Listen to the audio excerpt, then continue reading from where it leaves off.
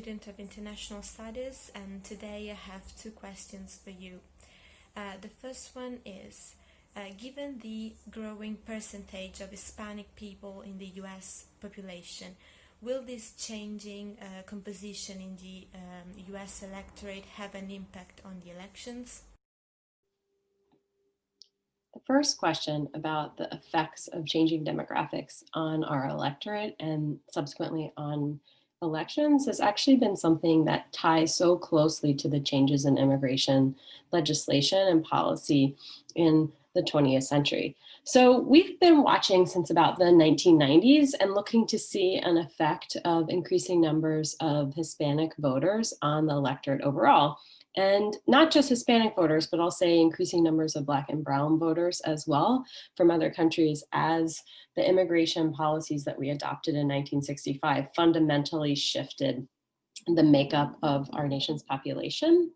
And the other thing too that's actually kind of interesting is we have these two examples we've been watching, California and Texas. And in both of those places, right, the electorate, especially in Texas, right, is increasingly has larger and larger numbers of Hispanic identifying voters, but we've seen those two states kind of go in opposite directions or do different things. With California as a bellwether kind of for the liberalization, both of the electorate, especially the way California has moved to the left, both in its candidates and in policies and statewide policies, as California is one of the few states that adopts quite a number of laws through ballot measure. But Texas has kind of been the opposite, at least until this election cycle right now, right, where Texas has kind of remained, what we would call a deep red state.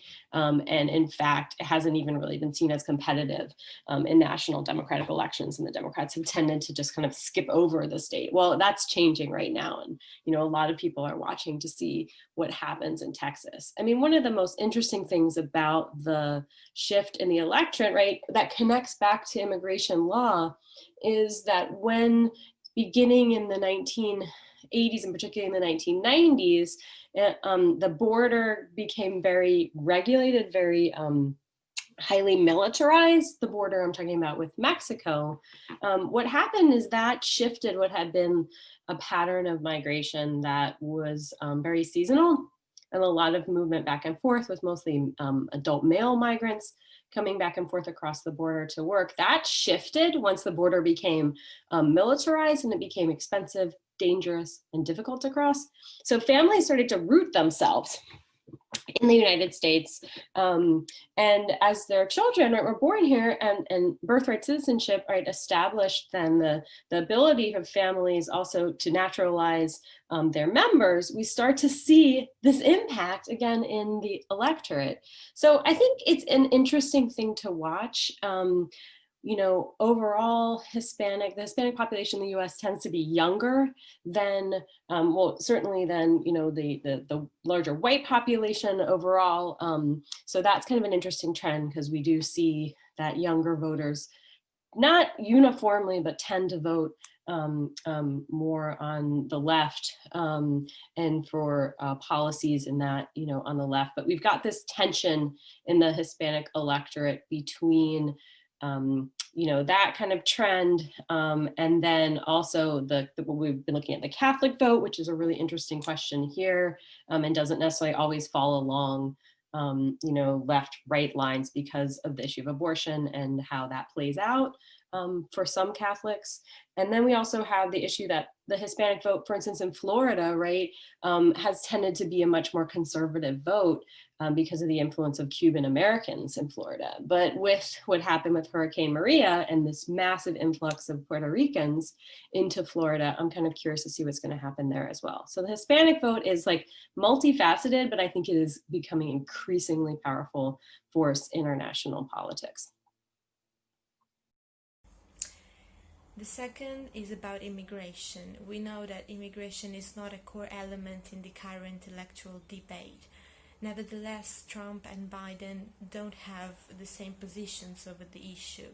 So if Biden wins, would it be possible to change all the anti-immigration policies and measures that the Trump administration has put in place?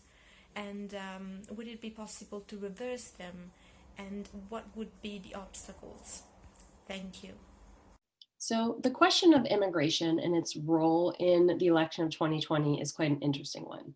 So as we saw, the issue, right, of borders and security, gatekeeping, and the ideas of immigration as a threat and immigrants as a threat was absolutely fundamental to Donald Trump's election victory in 2016. In fact, that was the point in which he launched his campaign with that, that famous speech that talked about denigrated Mexicans with some pretty awful words.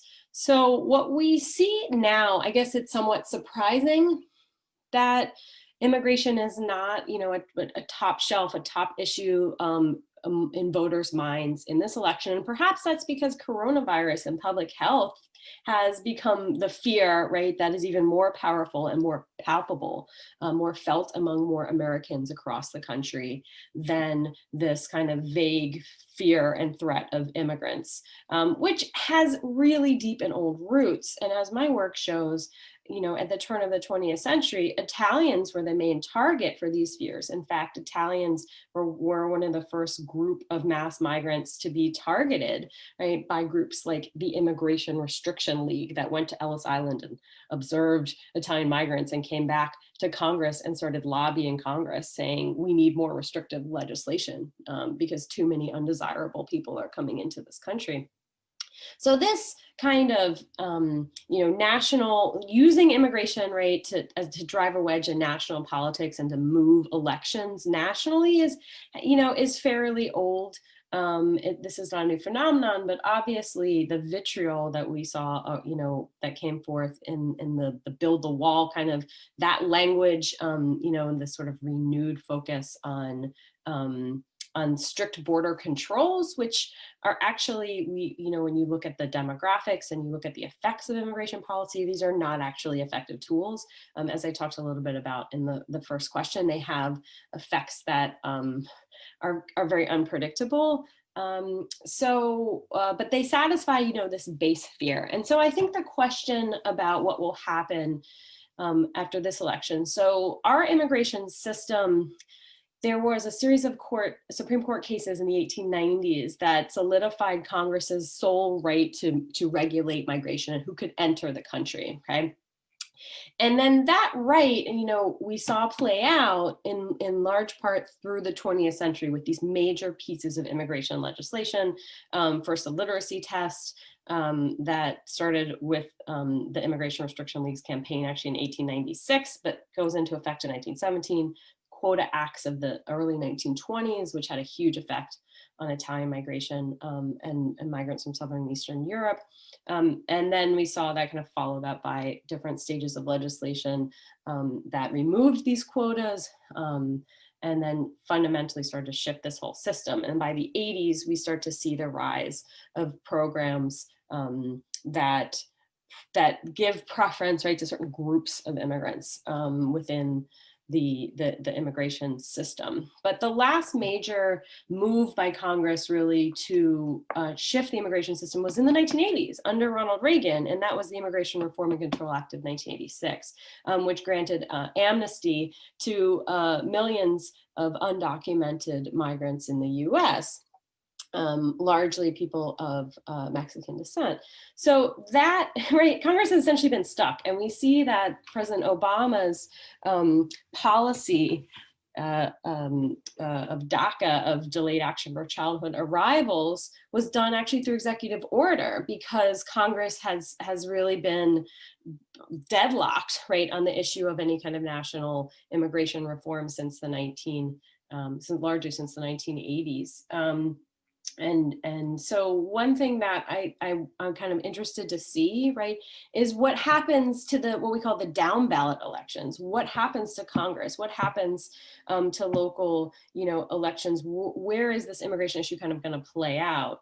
And will, right, the balance of power shift? Will the Democrats regain control of the Senate as well? And I think then it's really quite possible we might see some more permanent legislative fixes to our immigration system and a rolling back of some of the most reviled policies of the Trump administration.